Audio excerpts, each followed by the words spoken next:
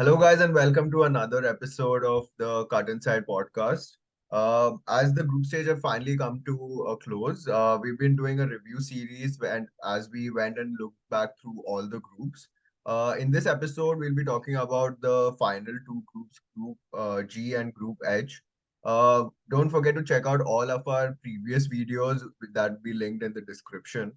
So let's start with Group G, Devashish. Brazil, I think, topped the group, I think, as all of us predicted. Although in the end they didn't have the perfect run as we would have thought and managed to lose against Cameroon, but overall pretty solid run into the knockout stage. What do you think? Yeah, I mean when I call it not beautiful but effective, that's Mm-hmm. what they are. Like they can be beautiful, but it's Mm-hmm. not necessary to be beautiful. It's necessary to be effective in these kind of tournaments. You have to be clinical, you have to be efficient in the chances you get. And I like the team they're putting out. I like the way they played against Serbia. I think that was a good game. I mean, Richarlison has been good and he scored that wonder goal. So what happens is when a player scores a wonder goal now, like Mm-hmm. you at times ignore what he actually is doing around the pitch. And True. I genuinely believe it that even if Neymar is there or not there, I think to get the best out of the wingers, I think Gabriel Jesus could be a better option in that position because of his dribbling, because of his positioning. But again, maybe whatever his name is, Teat or anyone, he maybe wants a more of a focal point rather than a fluid striker, which is a But a kind I of think style also of play. there's one thing important to consider that although we're doing a review and we're talking about them, all the matches that are done.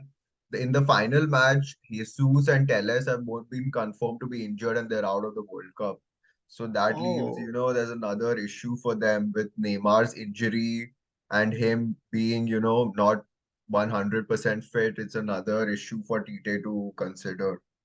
right. No, Uh, then what do I you was think like, about yeah, then I was completely wrong. But in that case, I would say one thing that I think one of the players they can probably bring in. I think I want them to bring in is Bruno Guimaraes. I want him to Mhm. start more. I want him to play more. And even though Jesus is out, and I was unaware of that, so sorry for that. But I think Gabriel Martinelli and Yeah, Anthony, but I think that's what their attack they yeah, have you enough can and change work. it. Like instead of Yeah, a focal point, you can go with a false line or something. They have enough, man. Come on, not like yeah, let's not make excuses in front of Indians, right?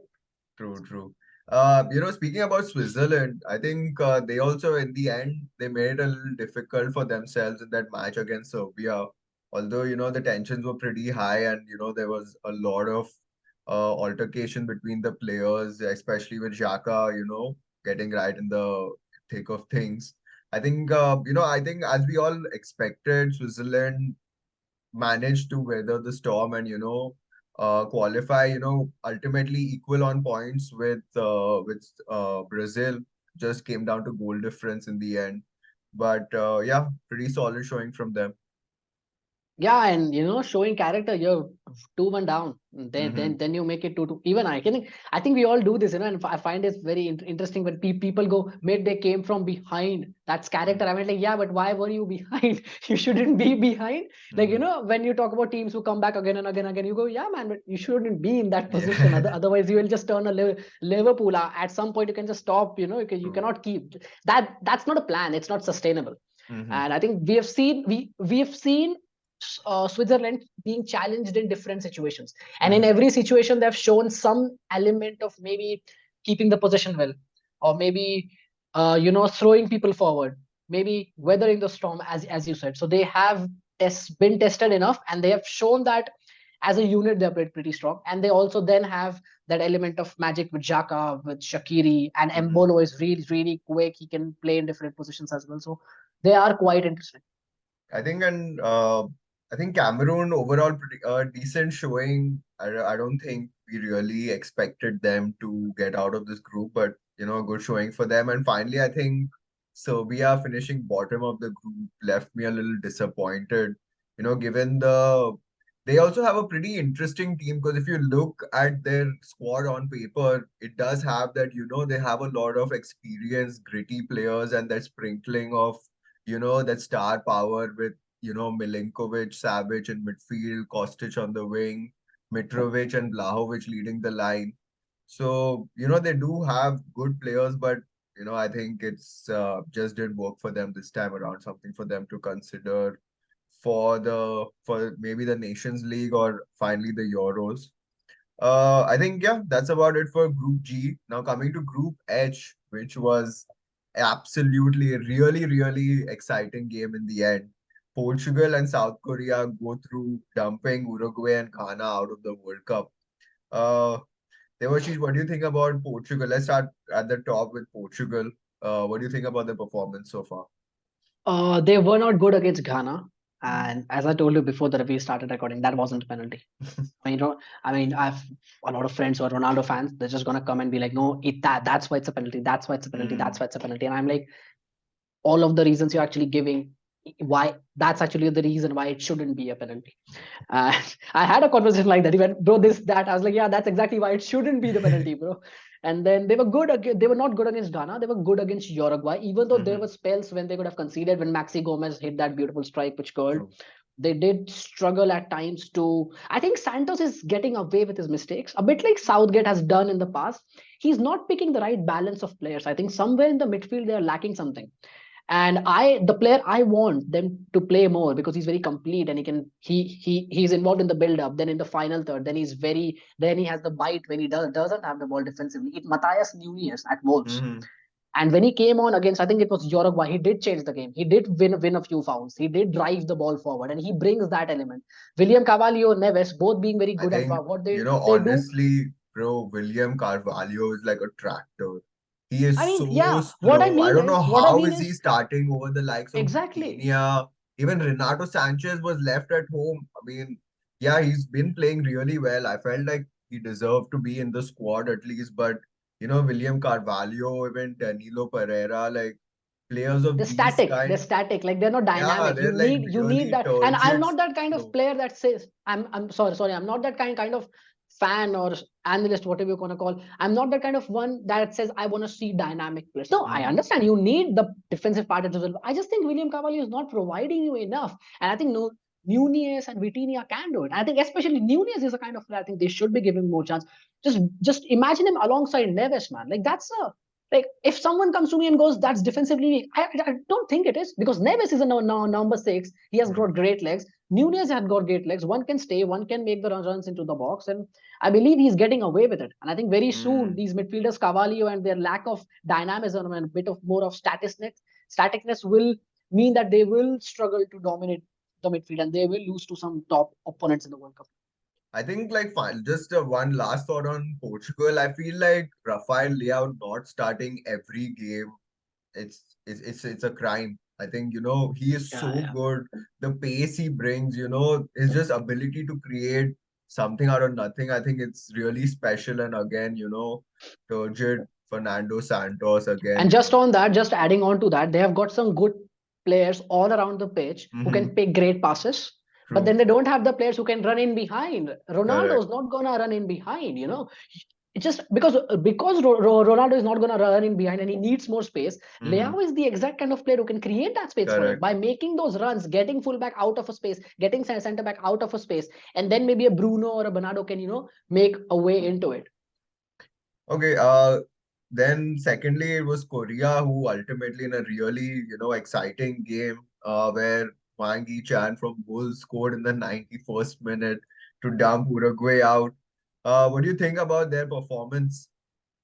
Well, once again, the show of character in there, because Hmm. they knew they could have been out of that World Cup, and then to step up like that, then to go through on goal difference, and in fact, like losing in that match, first of all, should mean that they should have got a big blow. Like, oh my God, we are literally going out of the Hmm. World Cup. And I think last World Cup they didn't qualify. They beat Germany, but they didn't qualify. I think, and at the Yeah. very end they didn't. So I was like, this could be a tournament, and like people are saying because of the lack of Italy and stuff, there wasn't a group of death in this World Cup. But this was an interesting group considering that Uruguay actually then underperformed. Hmm. So it True. became, and suddenly Ghana had the chance of qualifying. Yeah, Korea this is had the chance. really Everyone exciting was because, into it. Everyone yeah, was into it. I think the fact that everyone in this group won a game, it was really exciting because Ghana beat Korea, Uruguay and Korea had a draw, and ultimately Korea managed to beat Portugal and book their slot in the round of 16. And it's the first time in history that three Asian teams have qualified for the round of 16. Now, the one issue I have with that is they are considering Australia Australia. in it, Yeah, and yeah. they maybe are a part of AFC. I'm not saying they maybe not in the okay as a continent they're different, but Yeah, maybe in the yeah, but football in the maybe the true. footballing division they come under the AFC kind AFC, of thing. So correct. maybe they are one Yeah, of them. yeah, yeah. But a True. great thing, man. Three teams. I think coming to Uruguay, I think ultimately everyone in that stadium was left disappointed with Ghana. I think it's just, I think they're just cursed, you know. It's just like a moment of a despair indeed for them because getting the chance to, you know, score a penalty and rewrite or correct history for them, get their revenge, and they managed to bottle it with IU, the horrible, horrible penalty. And I think the fact that Suarez was the one who ended up with 2 assists against Ghana, it was just like written in the stars. But I think all of Ghana's players finally paid off with Uruguay also getting eliminated in the end. And it's like, Uruguay, I don't know their coach, but I think any good coach with that squad makes it to the knockouts. I think Mm. any good coach should get that done. And I just one thing on that Uruguay, so many people, my friends and go like, Suarez should be blamed for his incident, when I think it was 14 when he did handball on the 2010, goal line. 2010. Okay, it was 10. Okay, so that Yeah, was the year when Uruguay made it to the semi-final, I believe, and lost to correct. Netherlands. So Forlan's World Cup, yeah, yeah. he did that, and everyone went, and my friends were like, okay, he deserved justice. No justice. I was like, okay, he got the red card. The penalty was given to Ghana. Mm. What is the definition of your justice? Justice.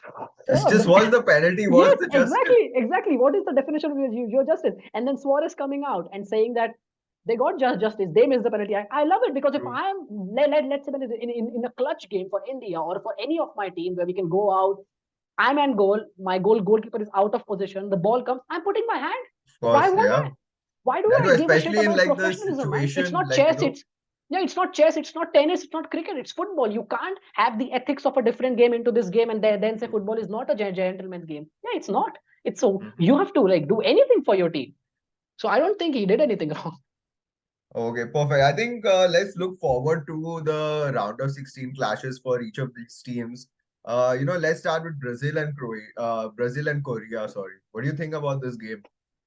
Now this is Brazil haven't been brilliant, but they have been efficient. And this is another kind of game where I think they won't dominate everything. They won't just bully Korea. I think Korea will show a lot of character because getting to this stage, they're gonna give everything, man. So I think Mhm. Brazil will dominate the game, but not dominate in a bullying way, but they will have more ball and they will have more chances. And I think Mhm. because they will have more chances and they have been clinical and the defense is pretty solid. No one is talking about the defense, man. That's Thiago Silva, Marquinhos, Allison back there. They've been brilliant. So with that, I think Brazil will get that, and maybe it will be a close game, maybe a 1-0, 2-1 kind of thing. I feel like, I think it depends also on if Neymar is fit. I think he adds, that little moments of magic that he's capable of. I think that'll add a lot to Brazil's attack. But I think for me, this is going to be an easy Brazilian win. I think Korea's story has been great so far, but I think honestly, this is as far as it gets for them. Like they're facing one of the best teams they're in great form as well. So yeah, I think for me as well, Brazil's going through. And finally, Portugal versus Switzerland.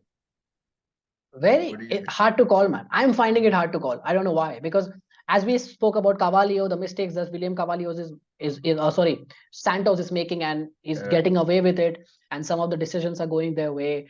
They're making mistakes, but they're getting away with it, man. They're getting so much. They have been the luckiest team, one of the luckiest team for me in the group Hmm. stages.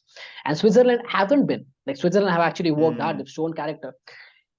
Uh, Portugal player for player are better, but I think it's gonna be Switzerland. I think they're a better unit, and I think that will be the game where maybe we'll see the end of Portugal because I don't think it's sustainable to make mistakes and then keep getting away Hmm. with it and keep getting away with it.